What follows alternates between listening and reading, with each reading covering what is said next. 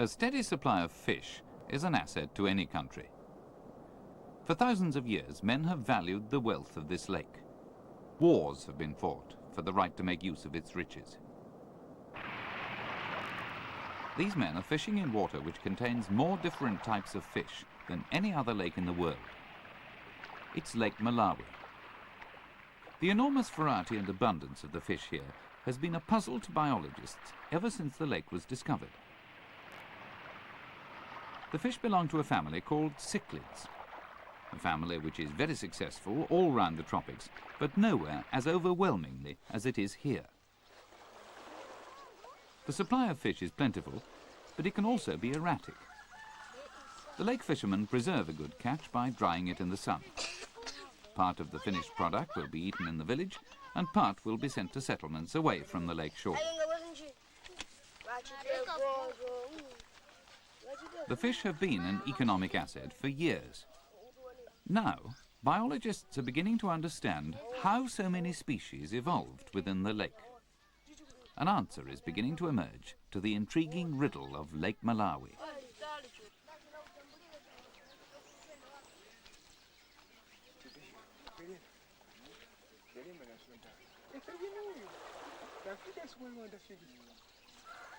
The evidence suggests that about 350 species of cichlid in the lake are descended from an animal which was very like this. A small fish about 4 inches long with a name almost as long as itself, Astatotilapia calyptera. The name means the variable fish with beautiful fins. Calyptera has a fascinating way of breeding, which is the answer to part of the riddle. But let's begin at the beginning. 60 million years ago, Africa was split by an earth movement which formed the Great Rift Valley. The very northernmost end of the rift forms the Sea of Galilee. At its southern end, a succession of lakes filled up, the youngest of which, at not quite 2 million years old, is Lake Malawi. In the streams which flow into the lake, we can see what conditions might have been like when it was first flooded.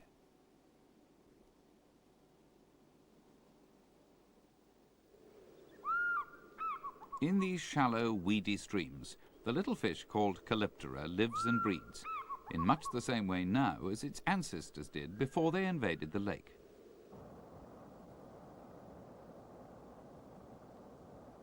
A male in full breeding colours is displaying over the hollow which marks the centre of his breeding territory.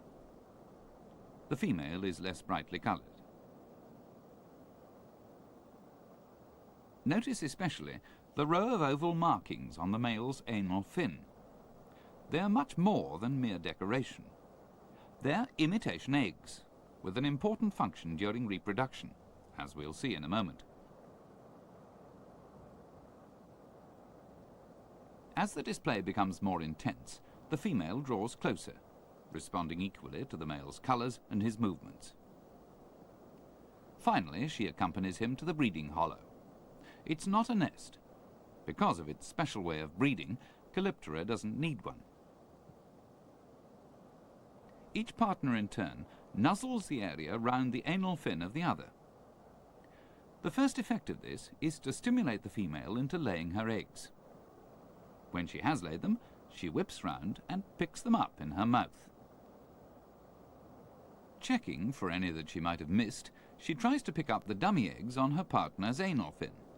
But she collects instead a mouthful of his milt, which fertilizes the eggs.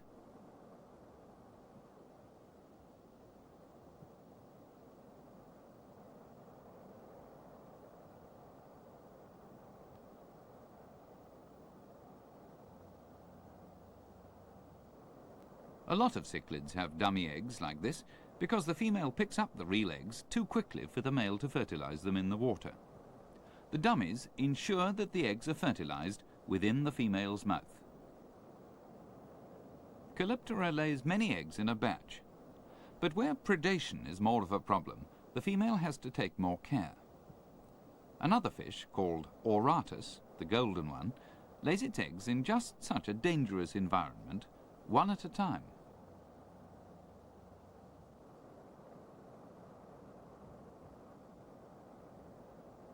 Auratus has fewer dummy eggs on its anal fin, sometimes only one.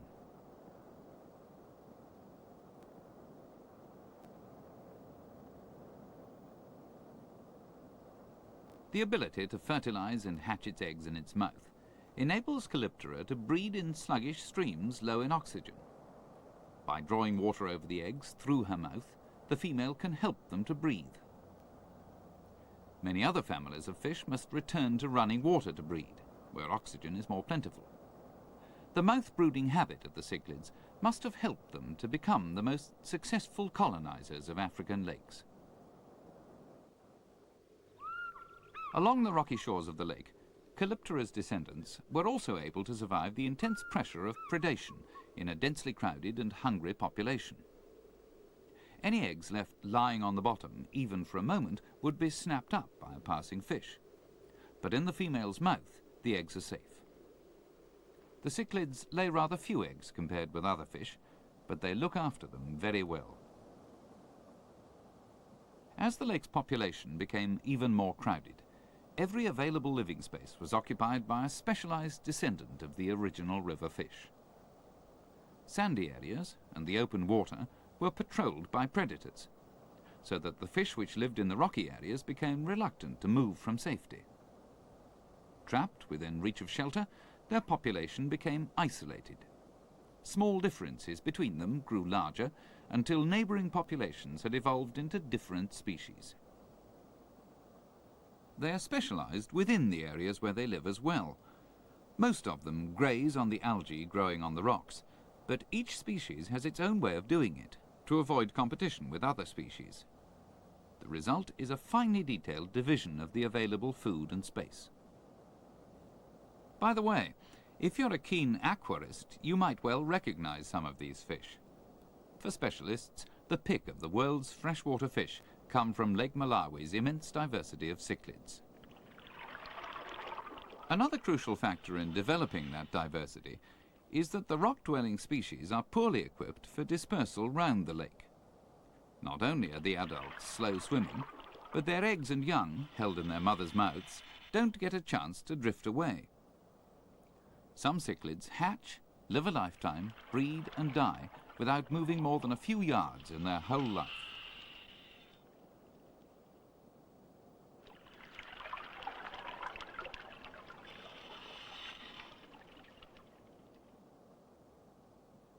The defense of their territory is vital to some fish, not only for breeding but also for their supply of food. Some species protect a garden of algae for their own exclusive use. Under a slanting rock or along the face of a boulder, darker green patches show where the garden grows. The size of the garden indicates the extent of the fish's territory.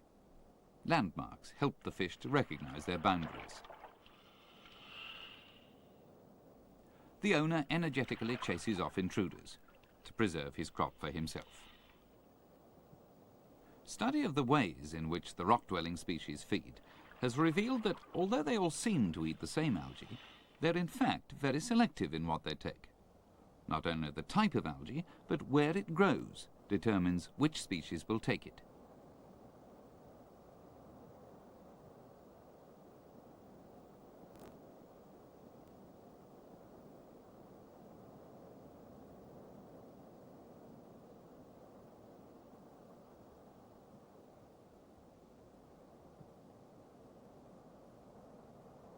A beautiful golden fish called Trophiops feeds from the upper surfaces, plucking algae from cracks in the rock.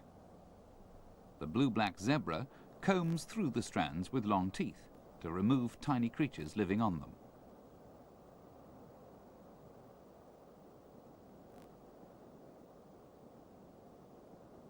Other species use the same areas but feed on different surfaces of the rock, top, sides or bottom. Others bite at one specific angle. Tiny differences like these are enough to keep the species from competing. The fish which don't actually eat the algae at all leave plenty behind for the others, which graze away in herds like so many cows in a field. They are often the non-breeding members of a territorial species, leaving others to fight for their property while they feed at leisure.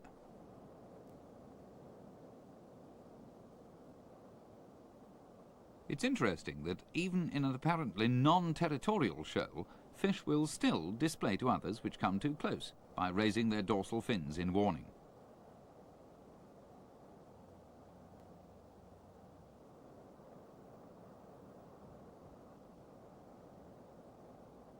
Although the rock-dwelling community is minutely organised, all is not peace and pastoral harmony. There are predators among the rocks, wolves in fish's clothing. A particularly sly specimen, which feeds on the fry of other fish, is known locally as caligono, the sleeper. As its name suggests, it lies on the bottom pretending to sleep. It's even coloured to look as if it might be dead. At any rate, it's well camouflaged.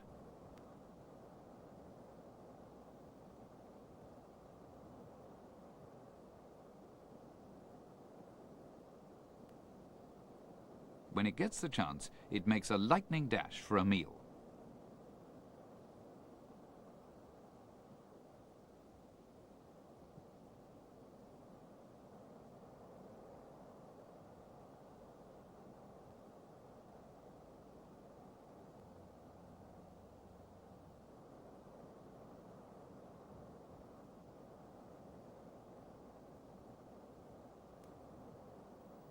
A fish known as the eye-biter, with its underslung jaw, also hunts the fry of other fish among beds of eelgrass, where its flattened, striped body is excellently camouflaged.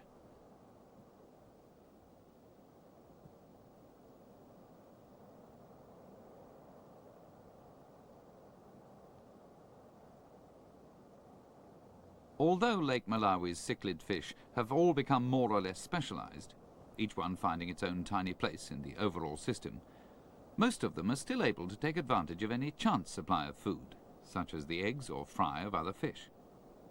There's a constant pressure on all the rock dwellers to find a defence against losing their offspring to such casual predators.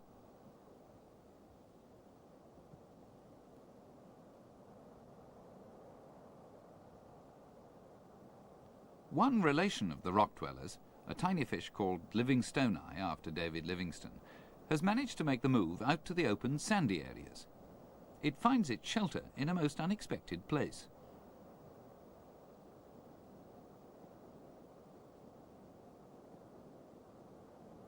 Anything, animal or vegetable in the lake, is eaten by something or other.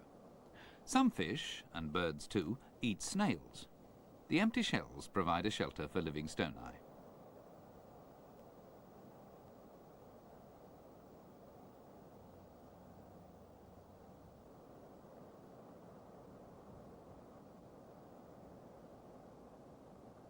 The territory that little livingstoni defends might be small, but it's home and security. Other fish have abandoned all forms of shelter to go and live in the open water, where they feed on the lake's plankton supply. These, the utaka, are the important food fish of the lake, which fill the drying racks in the villages. They have a remarkable feeding adaptation all of their own.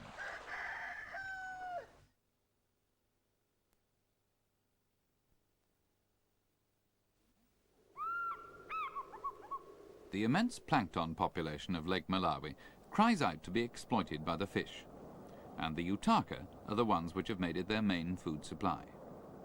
Utaka is a collective word for a score of different species with a similar lifestyle, all of them important food fish for humans.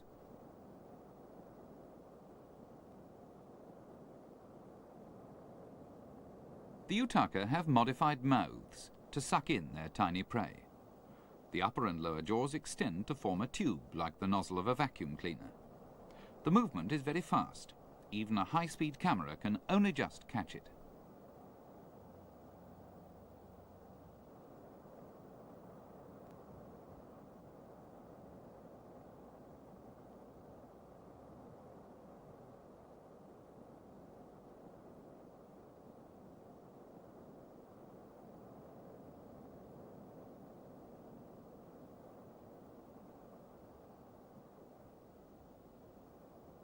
Such specialized feeding equipment restricts the utaka to a plankton diet.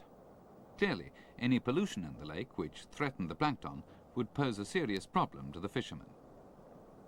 Another food fish, the catfish, has problems of its own.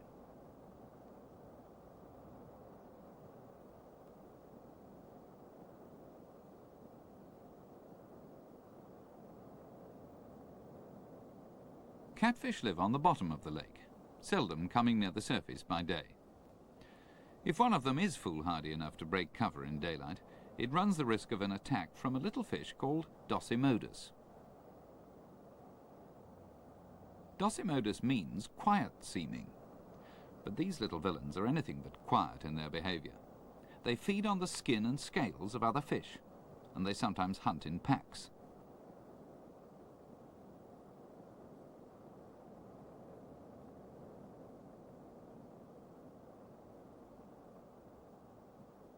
The only hope for the catfish is to reach a hiding place among the rocks before the Dosymodus shoal flays it alive.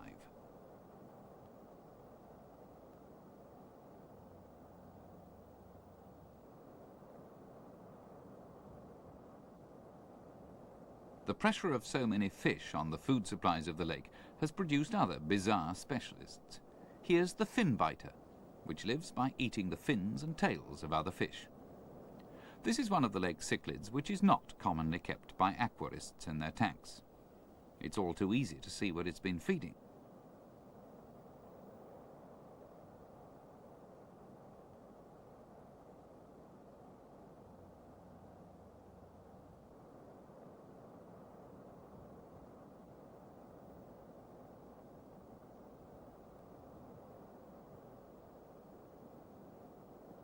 In any mixed group of lake fish, the fin biter is easy to identify. It's the only one with intact fins.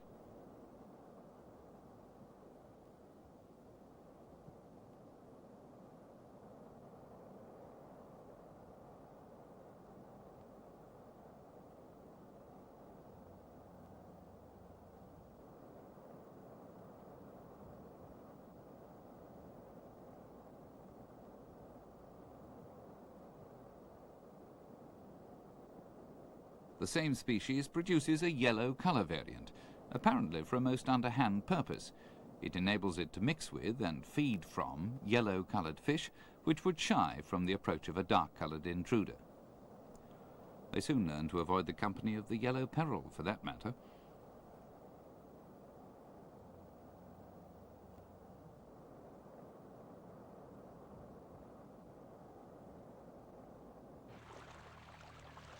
The close interest in the fish of Lake Malawi began when David Livingstone and later explorers sent back specimens from their journeys.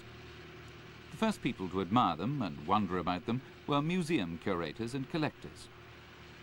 100 years later, in 1960, the aquarium trade discovered the lake.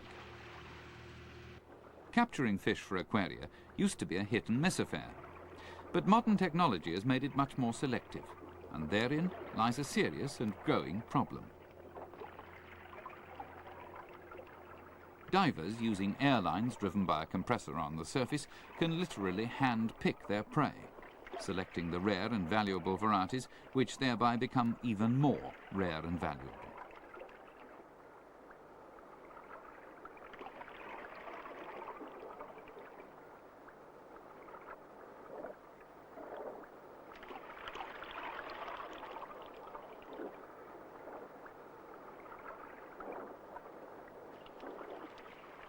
Because the fish are so sedentary, clinging to one small territory among the rocks, the sweep net doesn't drive them away. The divers are able effectively to encircle a whole resident population and choose from it the individual fish they want.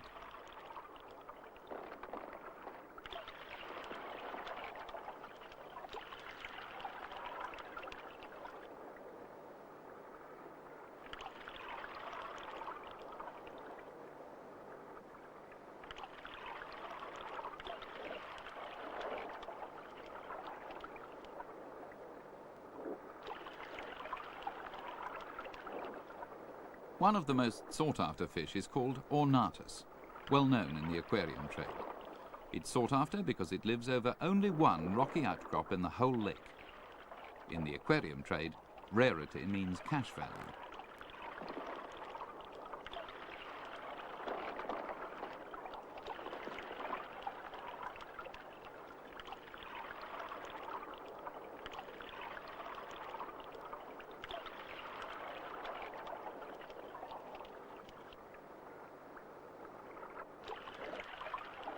The advantage to the more common fish is that they will be given their freedom. The rarities like ornatus, or yofu as it's called locally, are put in desperate danger.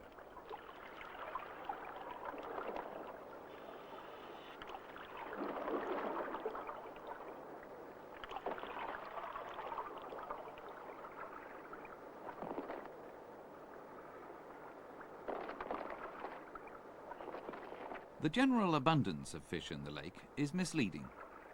As we've seen, because some of them are so specialised, they live in very limited areas. The yofu isn't the only one that's threatened by selective capture for aquaria, but it's the most striking example. So much so that the Malawi government is planning conservation measures.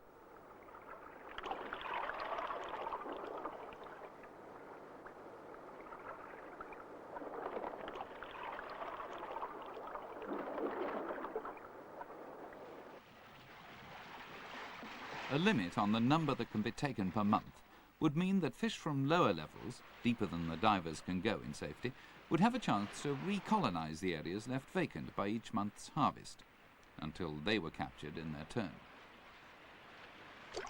The monetary value of each fish varies with the world market, but the aquarium trade is never less than big business. This bucketful of ornatus represents a useful source of foreign exchange for Malawi.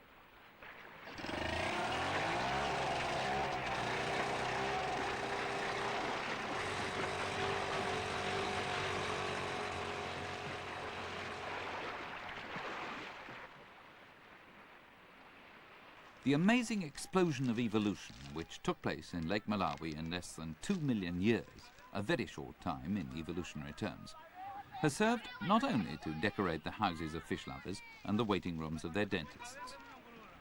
Fish like these, so carefully packed in bags inflated with oxygen for their journey, often across the Atlantic, have led biologists into a fascinating and important field of study.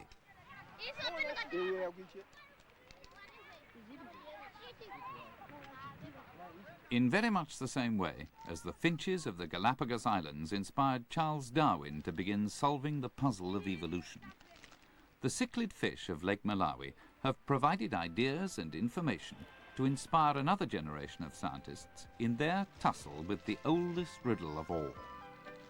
How did the complexity of life evolve from such simple beginnings?